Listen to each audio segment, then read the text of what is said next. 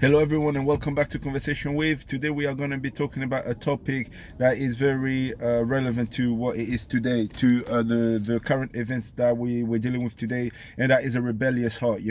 Every single one of us have a rebellious moments against the Lord. He tells us to do one thing or another, we refuse to do it, and God has his way to punish us or test us or teach us, that he is the way, he is the light, we should follow him, everything he says and stuff like that.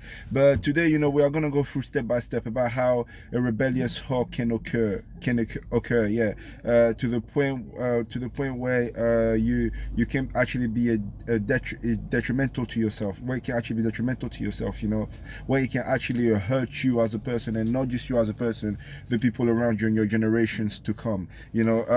As I was reading Judges 1, I noticed that the rebellious heart of the Israelites was very subtle, because they came about doing the things of the Lord, but they were doing it in their own way. They stopped asking the Lord for advice. They, instead of God said, do not live with people do not live with people, kill everyone that you meet. But yet when they went to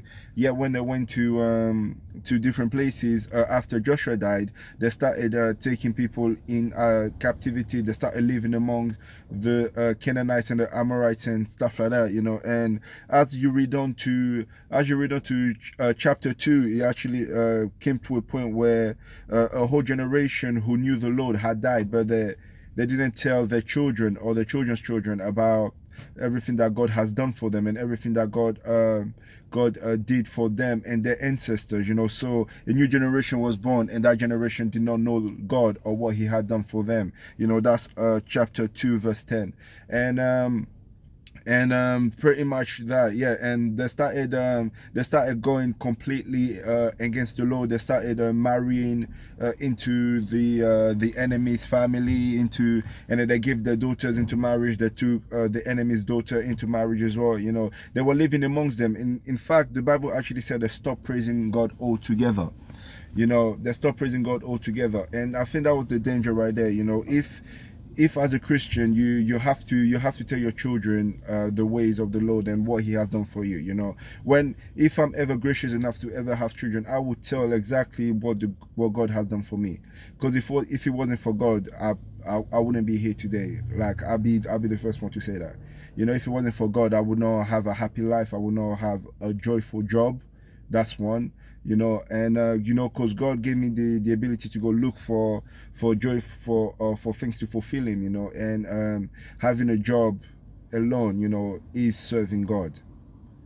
You get what I'm saying? Because God made us to work. But anyway, that's a different topic. Let me just, before I start deviating with other things, let's just focus on this topic right now. But anyway, so basically the Israelites never told their children about what God has done for them. So those kids grew up not knowing God, and as we keep on reading chapter 3, we now find out that the Israelites are now being persecuted by the people that that were once the enemies, and now they see as friends, has become the enemies again. And as we read on chapter 3 verse 1, I believe, God said the nations that Joshua did not end, the nations that Joshua did not blow out of the face of the earth, he's going to use them to test the Israelites, to see the true resolve, where their loyalty really lie. And a lot of them had been captured and taken into slavery and stuff like that. And then that's when you also see the grace of God just in that test as well, because even though they rebelled against God, and even though they did all those crazy things, they sparked up the anger of God. When they were in trouble and then they asked for God's help, he raised up warriors to help them. And that's another thing you want to know in your life, is that whenever you're down and whenever you've been persecuted by anything, you just call on to God, and he will raise up warriors to help you out. He will bring angels to help you out, angels out of heaven, or even people on earth. No matter where you are, if you're stuck, if you're being held, if you feel persecuted, you just call out to God, and he will just send angels out to you.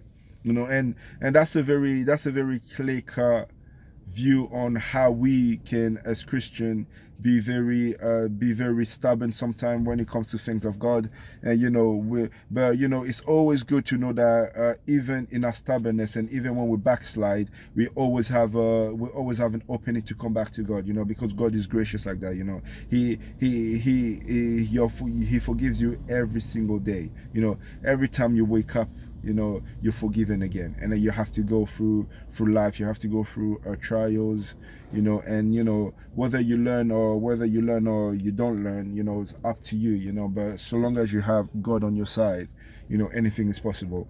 This has been conversation with. I hope you guys like, share, subscribe, and I will see you guys next time. Thank you.